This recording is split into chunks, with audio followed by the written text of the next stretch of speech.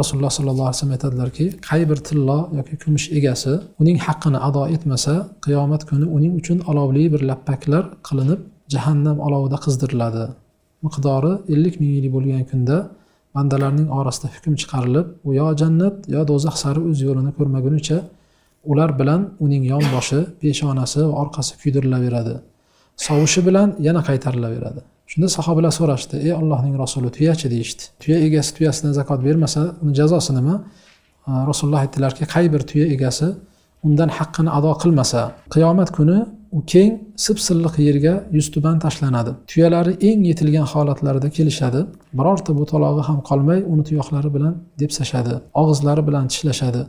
Miqdori 50 ming yil bo'lgan kunda bandalarning orasida hukm chiqarilib, u yo jannat yo do'zaxga boradigan yo'lini ko'rmagunicha birinchisi ustidan o'tsa, oxirgisi qaytarilaveradi. Eng yetilgan holatda kelishadi. Ya'ni semiz eng yetilgan holatda kelib, tuyoqlari bilan tepalab bosib o'tishadi. O'sha tuyasi bo'lib turib zakot bermagan kishilarni mana shu tarzda azoblaydi.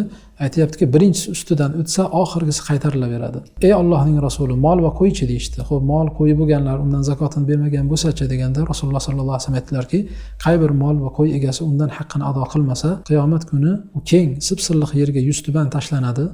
Mol va qo'yidan birortasi qolmay, uni shoxlari bilan suzishadi. Tuyoqlari bilan tepkilashadi.